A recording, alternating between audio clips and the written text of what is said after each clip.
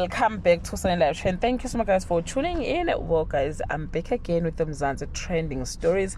Well, guys, ukhumbula ukuthi kuleli video siphuma kulo nje istory kade sitrenda kakhulu noma ke indaba ebetrenda kakhulu ezokudlula emhlabeni kwenkosi yamagcokama uSicebi umfoka Dlamini kanye ke noGupta wakwaMchunu kule ngozi ke eyenzeka ke mhla ka9 August. Kuneinsizwa ke ezinye ezimbili ababekade behamba nazo njengoba kwakusho ukuthi ke emotweni babekade bewu4.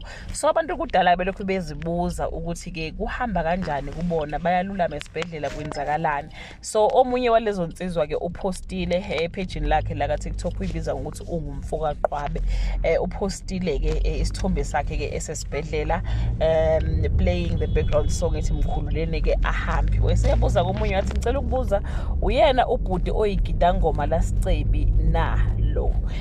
Weseyaphendula ke uDulu wakaThusi wathi yes nguyena mabila magidangoma esibhedlela bayalulama shame. Thank you Lord.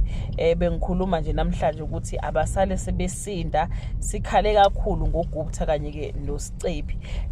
So ke abantu ke bakithi babafisela ke ukululama ke okuphuthumayo.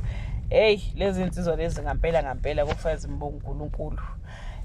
Ngoba hayi cha kusho ukuthi basinde kukubi ngampela. Yabona nje mawusinde kule ngozi edlule nemphefumulo yabantu ababili nawe mokade uphakathi uyazibuza ukuthi kazi ke usinde kanjani.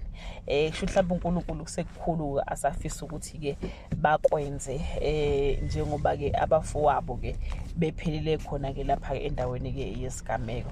So yeah guys bafisela ke ukululama okuphuthumayo umfoka Qwabe kanye ke naleli igidangoma ke esingakaliboni kodwa nje indaba ezimnandi ukuthi bayalulama bobabili ke esibhedlela. That brings us to the end of this video. Do leave your comment and share amazwi nje ongawasho ukubona labafowethu laba.